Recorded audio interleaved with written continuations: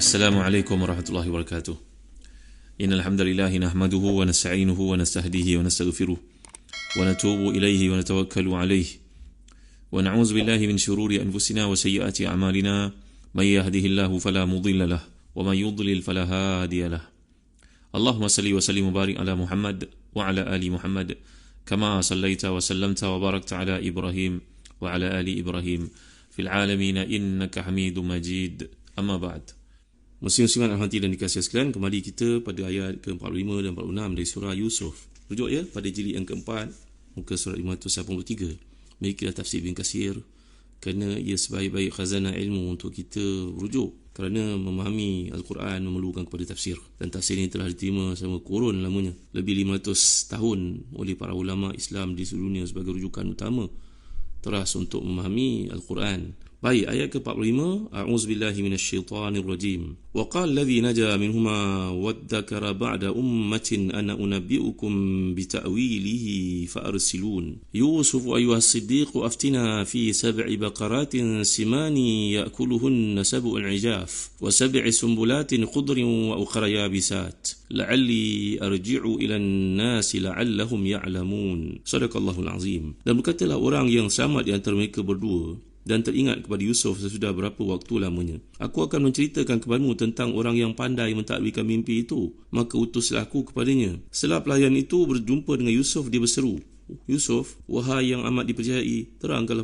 kepada kami tentang 7 ekor lembu yang gemuk-gemuk yang dimakan 7 ekor lembu betina yang kurus dan 7 butir gandum yang hijau dan 7 yang lainnya yang kering, agar aku kembali kepada orang-orang itu supaya mereka mengetahui. Ini adalah perbualan yang berlaku dalam istana selepas lelaki yang terlupa ini yang telah terangkan kepada tuan-tuan betapa pentingnya kita dalam hidup ini untuk selamat daripada penyakit lupa. Kerana lupa ni dikaitkan dengan syaitan laknatullah. Kita baca dalam surah Al-Kahfi sebagai contohnya, wa ma ansanihu illa syaitanu an adhkurah. Tidaklah aku terlupa melainkan syaitan yang menyebabkan aku berlaku demikian. Sebab itu hadis yang telah saya ajarkan dalam kuliah yang terdahulu, doa Nabi kita sallallahu alaihi wasallam setiap kali mendapat wahyu, Allahumma zidna wa la tanqusna wa akrimna wa la tuhinna wa a'tina wa la tahrimna wa athirna wa la tu'thir alaina wardina warda 'anna ataupun wa ardina warda 'anna, iaitu ya Allah ya Tuhan, tambahkan untukku, jangan dikurangi, muliakanlah aku, janganlah dihina, berilah kepada aku, jangan ditahan-tahan, utamakan aku, janganlah aku dikemudiankan, ridhalah aku, ridhalah semua yang aku lakukan. Tengok ya penghujung doa ni seperti yang disyarah oleh para ulama, contohnya Imam Al-Baghawi, wardina warda 'anna ataupun wardina warda 'anna. Maka dalam doa ini Allah SWT mewahyukan kepada Nabi-Nya, kerana Nabi bercakap, bersabda semuanya wahyu daripada Allah SWT. Dalam ajaran yang dikemukakan di sini, apa yang Nabi bimbing kita, di hujung doa ni disebut wa ardina warda'na ataupun wardina warda'na. Kita minta kepada Allah pangkat yang tinggi, kerana ridha Allah ni adalah pangkat yang tinggi selepas kenabian, kata para ulama. Kata Imam Al-Baghawi sebagai contohnya, selepas alaihi salam atau sallallahu alaihi wasallam, itu pangkat yang paling tinggi untuk seorang Nabi, datang radhiyallahu an. Ini pangkat para sahabat dan juga anak-anak sahabat dan cucu-cucu para sahabat. Jadi kita minta kepada Allah supaya kita pun diilhaqkan, dimasukkan bersama dengan golongan diridai oleh Allah SWT. Minta pada Allah supaya ditambah apa? Tambah benda yang baik untuk kita, ilmu untuk utamanya. Tambah apa? Tambah rezeki yang halal. Tak ada gunanya rezeki yang banyak tapi dia sumber yang haram, menyusahkan kita di dunia, lagi akan dikecam orang. Jadi doa ini kalau kita hayati, maksudnya Allahumma zidna wa la tanqusna, ya Allah tambah, jangan dikurangi, akrimna wa la tuhinna, muliakan aku, janganlah dihina, wa atina wa la tahrimna, berilah kepada aku, janganlah ditahan-tahan, wa athirna wa la tu'thir alaina, utamakan aku, janganlah aku dikemudiankan, wardina warda'na, ridailah aku, jangan, dan ridhalah semua yang aku lakukan. Jadikan aku diridai olehmu dan ridhalah semua yang aku lakukan. Dalam konteks ini saya bacakan untuk jamaah lah, Allahumma zidna, kalau seorang Allahumma zidni wa la tanqusni wa akrimni wa la tuhinni wa atini wa la tahrimni wa athirni wa la tu'thir alai wardini warda anni. Dalam konteks jemaah, kalau kita jadi imam, kita bacalah Allahumma zidna. Jadi inilah dia keterlupaan yang berlaku kepada hamba Allah ni tadi, yang merupakan teman Nabi Yusuf ketika dalam penjara, sehingga yang telah kita pelajari dalam ayat yang lalu, kerana terlupanya itu, falabitha fi sijni bid'a sinin. Nabi Yusuf dengan sebab sifat lupa, keterlupaan yang berlaku kepada hamba Allah ni tadi, teman yang merupakan banduan yang merdeka ni bebas, maka Nabi Yusuf ditambah lagi kedudukannya dalam penjara. Bid'un, jangan baca bud'un ya, jangan baca bad'un. Ini bahasa Arab punya keunikan, beza baris berubah makna. Jadi bid'u maknanya merujuk kepada angka 3 hingga 9. Setengah para ulama mengatakan bid'un itu merujuk kepada 3, ada mengatakan 7, ada mengatakan 5, ada mengatakan 9 itu maksimum angka kepada merujuk kepada bid'un itu. Tak mengapalah, tak penting untuk kita tahu tempoh yang sebenarnya Nabi Yusuf berada dalam penjara, tapi ia tempoh yang panjang selepas chapter yang pertama, fasa pertama baginda dipenjarakan.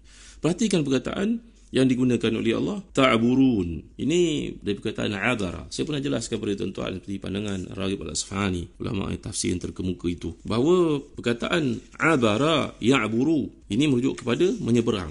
Kalau kita belajar bahasa Arab, perkataan abara ya'buru itu adalah merujuk kepada menyeberang. Umpamanya abara an-nahr, menyeberang sungai. Jadi dalam konteks ta'burun, iaitu kita ni seolah-olah menuju ke satu destinasi. Maka mimpi yang ditakwil itu, kita telah pun menjelaskan maksudnya, berarti kita menuju sampai ke destinasi yang dituju dengan berpandukan atau melalui sebuah jambatan. Jadi perkataan jisrun, ta'burun, maknanya kita menyeberang sungai itu pakai jambatan lah. Maka ibrah yang dimaksudkan adalah satu kesimpulan yang dibuat daripada mimpi oleh mereka yang berkeahlian. Dan jangan main-main kita dalam bab mimpi ini, kerana telah saya jelaskan kuliah terdahulu, ia merupakan sebahagian daripada kenabian, kata Imam Malik. Tengok apa yang dikatakan oleh bangsawan ataupun orang-orang besar, al-mala, keliling raja ini, wa ma nahnu bi ta'wil al-ahlam bi alimin. Apa katanya? Ini mereka tidak mahu mengatakan kebodohan mereka itu, kejahilan mereka. Nafaw an anfusihim ilma ma la ta'wil lahu. Mereka menafikan daripada mereka ini adalah ahlam. Ahlam maknanya mimpi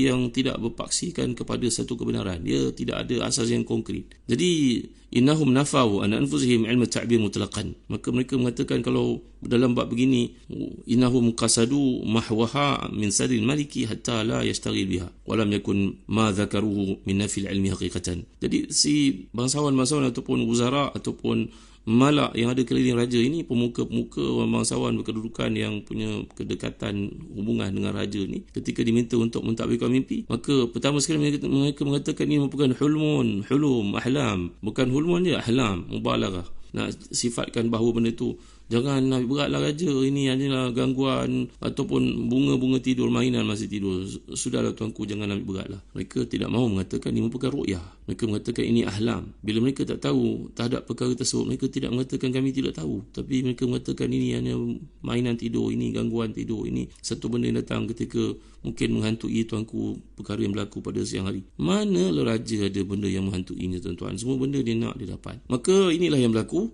kepada orang-orang besar keliling raja ketika mereka merasakan mereka tidak mampu, mereka tidak tahu, mereka tidak mengatakan demikian, tapi mereka mengatakan ini hanyalah mimpi mainan tidur yang tidak perlu diganggu, tidak perlu dipikirkan lebih lanjut, lebih teliti tentangnya, wahai tuanku. Muslim-muslimat rahmati dan dikasihkan, dan saya telah jelaskan kepada tuan-tuan, maka perbicaraan mimpi mendapat perhatian ramai orang pada masa itu, khususnya di kalangan orang duduk dalam istana, ahli kayangan ini. Atau boleh jadi ketika raja menyampaikan mimpi itu, juru minum, panggil saqi ataupun syarabi itu, yang melayani para tamu, dia pun hadir bersama-sama. Ketika itu berkatalah pembawa minuman ini tadi, pekerja di istana yang telah dibebaskan bekas banduan ini, bahawa meminta kepada, dia teringat kepada Nabi Yusuf dan berkata, aku akan menyampaikan kepada kamu, wahai para hadirin, wahai tuan-tuan yang mulia, pemberitaan yang penting tentang seorang yang pandai dalam pentakwilannya, dalam mentakwil mimpi raja ni. Maka utuslah aku untuk kepadanya, wahai raja yang mulia. Jadi jarak waktu antara bebasnya as-saqi ataupun asyarabi ini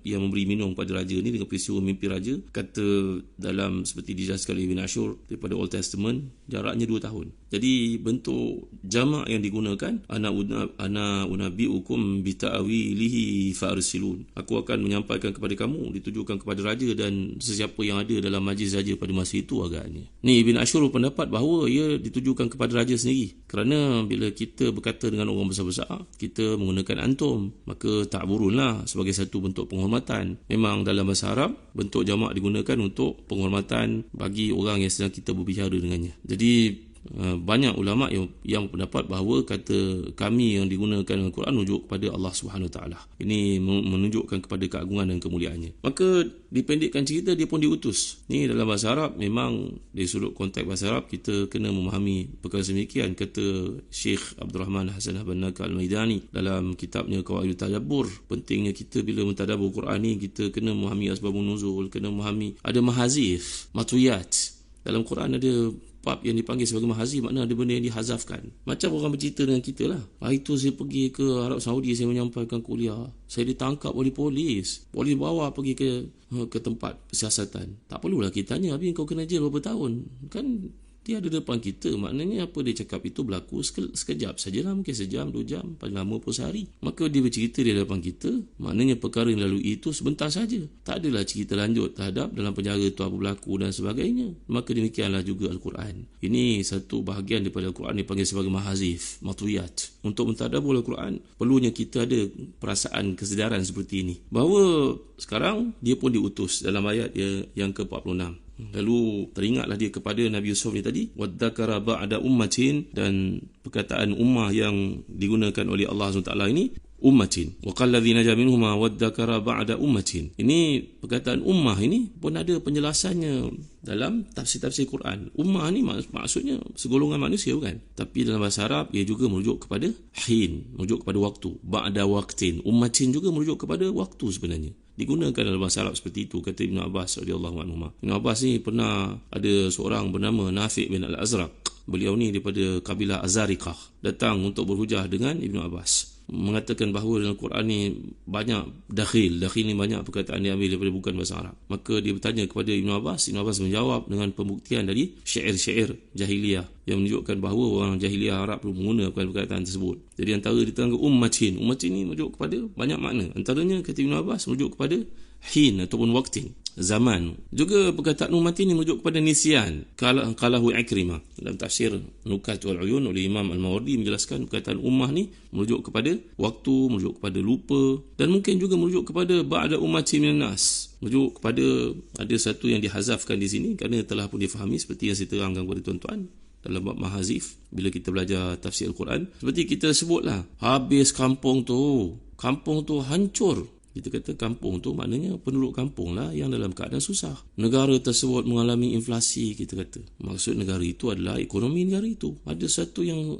tak perlu dinyatakan daripada ayat itu telah difahami begitu. Ini di bahasa Arab, tuan-tuan. Jadi kita perlu memahaminya dalam penguasaan kita dalam bahasa Melayu juga, kerana ia berkaitan. Semua bahasa di dunia ada nilai ataupun sifat-sifat sedemikian. Maka Al-Hasan berkata, Al-Hasan pula, ulqiya Yusuf fil jubbi wa huwa ibnu 17 sana. Wa kana fil ubudiyah wasijin wal mulk 80 sanatan wa jumi'a lahu syamluhu fa'asha ba'da dhalika 23 sanatan. Ini merujuk kepada ummatin ini. Kata Al-Hasan, tempoh yang Nabi Yusuf keseluruhannya, iaitu Nabi Yusuf dibuang dalam perigi pada usianya 17 tahun. Kemudian Nabi Yusuf duduk wa kana fil ubudiyati wasijni wal mulk 80 sanatan, dan campur dengan tempoh dia menjadi hamba di rumah Aziz Mesir itu, Zulaikha itu, dan dalam penjara lagi, dan kemudian menjadi pemerintah besar Mesir. Nanti kita akan pelajari perkara ini, 80 tahun, dan dia hidup lagi selepas itu sama 23 sanatan, 23 tahun. Maka tempoh keseluruhan umur Nabi Yusuf AS 100 tahun lebih. Jadi tuan-tuan hati dan dikasih sekalian, insya-Allah dalam kuliah akan datang saya akan huraikan lebih lanjut apa yang berlaku di sini, dan kawan, bekas kawan, teman yang pernah berada di penjara ini berjumpa dengan Nabi Yusuf dan memanggil Nabi Yusuf dengan satu pangkat yang menampakkan kepada keistimewaan kedudukannya di mata manusia. Siapa sahaja yang berada di sisinya akan memanggilnya dengan nama demikian. Inilah sifat yang ada pada golongan yang tinggi kedudukannya di sisi Allah, dan para Nabi semuanya merupakan siddiqun. InsyaAllah kita akan uraikan lanjut dan kuliah akan datang. Wallahu a'lam. Sallallahu ala sayyidina Muhammad wa ala alihi wa sahbihi wa baraka wasallam. Walhamdulillahi rabbil alamin. Wa barakallahu fikum. Wassalamualaikum warahmatullahi wabarakatuh.